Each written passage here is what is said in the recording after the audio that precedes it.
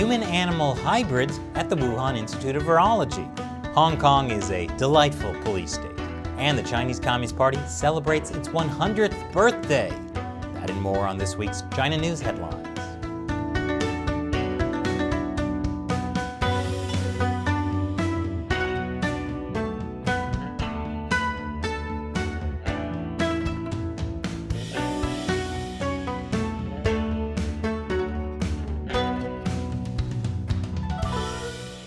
Welcome to China Uncensored. I'm Chris Chappell. Well, do we have a doozy of a story for you today? So by now you know how the U.S. was partially funding gain-of-function research at the Wuhan Institute of Virology, where many suspect the coronavirus pandemic leaked from. Just a reminder, gain-of-function research is where you make a virus more deadly or contagious to humans. Supposedly this research is done to prevent pandemics. Not working so well, is it? But anyway, you might be wondering, how did researchers at the Wuhan Institute of Virology take bat coronaviruses and make them contagious to humans? Well, their answer was human-animal chimeras. That's an artistic depiction. A human-animal chimera is what you get when scientists inject an animal with human cells, or engineer them with human DNA so the animal has certain human characteristics. For example, a lot of research is done on humanized mice. No, Seamus, you know what I meant. Humanized lab mice, thank you. Scientists like to test things on these humanized animals before giving a drug or vaccine to actual humans. In some cases, the humanized animals are actually used to create biological drugs, like certain cancer drugs. That itself isn't news. Scientists began creating humanized animals way back in the 1980s, presumably after a little inspiration. And at the Wuhan Institute of Virology, the famous bat woman, Dr. Shi Zhengli, had been working with humanized animals for more than a decade. Here's a paper from 2008 talking about using chimeras for coronavirus research. What is news is that we've learned researchers at the Wuhan Institute of Virology were specifically infecting humanized mice with bat coronaviruses in early 2019. And they were trying to see if they could get the bat coronaviruses to infect human tissues. I wonder if they were successful. But of course, we may never know for sure because the Chinese Communist Party is preventing any investigation into the Wuhan Institute of Virology. And they destroyed a lot of the lab's research last year. So we have no idea if their research was connected to the coronavirus that became a global pandemic. But at this point, the more I listen to the science, the more terrified I become. This is how we get Planet of the Mice. But with that out of the way, this week on July 1st, the world wished the Chinese Communist Party a happy 100th birthday. And there's a lot to celebrate. Not only has the Chinese regime killed way more people than any other regime in history, but it's also actively made the world a worse place. Global pandemics are just the tip of the iceberg. As U.S. Representative Mike Gallagher said on Twitter, the atrocities we're seeing in Xinjiang, Hong Kong, and Tibet today are not a new development. From the very start, brutalizing its own population was hardwired into the CCP's core DNA, which is why he led a bipartisan resolution in the House of Representatives to send the CCP a birthday card, condemning China's gross violations of human rights. And considering the Chinese Communist Party is literally harvesting the organs of prisoners of conscience, when I say gross human rights violations, it covers all meanings of the word gross. But July 1st has an even more special meaning to the people of Hong Kong. Not only is it the 100th birthday party for the CCP, it's also the 24th anniversary of when China took control of Hong Kong in 1997, and the 1-year anniversary of the national security law that took away Hong Kong's freedoms. Now, you might have heard the national security law resulted in a mass exodus of Hong Kongers from the city. I'm happy to say that's coming to an end, because in April, authorities passed a law that could be used to stop people from leaving the city. Why would they want to leave? Hong Kong is becoming a delightful police state, which is what a senior journalist for the now defunct pro-democracy newspaper Apple Daily Find out when he was arrested at the airport this week. As pro-Beijing lawmaker Alice Mack said, if it's a police state, why not? I don't think there's any problem with a police state. When we say a police state, I will view the other side. That is, the emphasis on security. Let's just hope Alice Mack doesn't have a secret world like Alex Mack, or else she'll be in big trouble. But to help in the transition to becoming a police state, Hong Kong's security chief John Lee has been promoted to the #2 official. There's certainly a lot to celebrate. But please don't, because Hong Kong police have refused to allow a rally marking the handover. And it's not just Hong Kong winning at human rights. China overall has the best human rights in the world. I'll show you how after the break. Welcome back. To mark the 100-year anniversary of the Communist Party released a white paper about how great human rights are in China. For 100 years, the CPC has always put people first, applying the principle of universality of human rights in the context of the national conditions.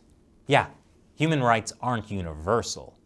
Each country decides for itself what human rights means. The West shouldn't force its values on China. The Uyghurs are very happy living in their police state paradise, so stop talking about them. How does China define human rights? China's white paper says it regards the rights to subsistence and development as the primary and basic human rights, and believes that living a life of contentment is the ultimate human right. Like how the Great Leap Forward resulted in so much food production, people had too much to eat, and then had to fast to lose weight. Unfortunately, 45 million people accidentally ended up fasting to death. We just did an episode about the Great Leap Forward, so check it out if you'd like to learn more. Good news! The CCP is bringing its version of human rights to the rest of the world. According to rights group Safeguard Defenders, the UN is helping China expand its global policing. Are you saying we can all benefit from the wonderful kind of police state they have in Hong Kong? The United Nations Office on Drugs and Crime, essentially the UN's anti-corruption body, has signed a cooperation agreement with China's National Supervision Commission, its massive extrajudicial policing force, and is refusing to release the secret content of this agreement. And everyone loves a secret, so how could that be a bad thing? Now don't get crazy. China's National Supervision Commission is only targeting a small minority of the world's population. Only about 300 million people. It exists outside of any country's judicial system, so it's basically a way to make people disappear. You know, like a magic trick. Everyone loves magic tricks. Especially university students. Especially Chinese university students studying in Australia. That's why the party is keeping a close eye on them, so they or their family back home in China can also disappear at any time. That's according to a new report by Human Rights Watch.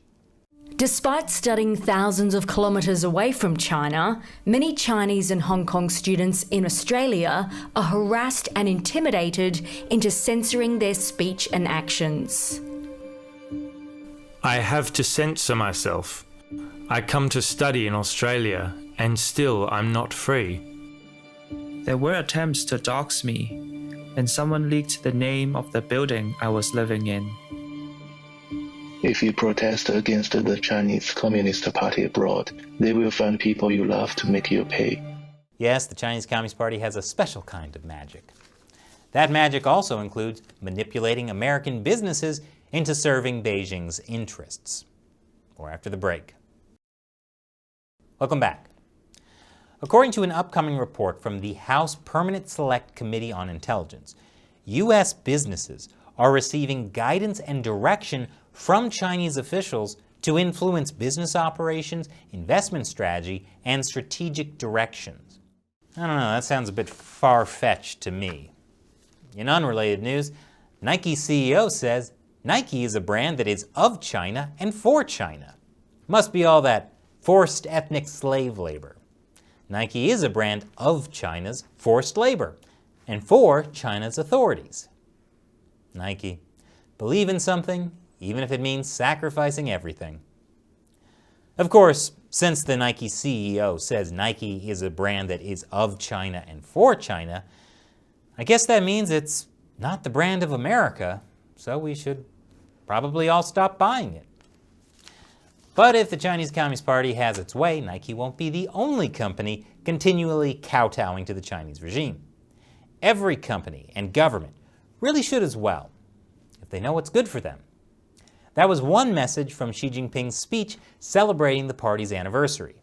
That was after a week of celebrations that included a very normal art performance that did not look anything like a dystopian Apple ad or North Korea on steroids. In his speech at Tiananmen Square, Xi Jinping said that we will never allow any foreign force to bully, oppress, or subjugate us. Anyone who would attempt to do so will find themselves on a collision course with a great wall of steel forged by over 1.4 billion Chinese people. That's at least according to the official translation. But as others pointed out, the original Chinese is a bit bloodier than that. The term Xi used literally means people would have their head broken and blood flowing, which sounds a little more violent. So a better translation might be that people who try to cross the Chinese Communist Party will have their skulls crushed against a great wall of steel. Now that's going back to the party's bloody roots.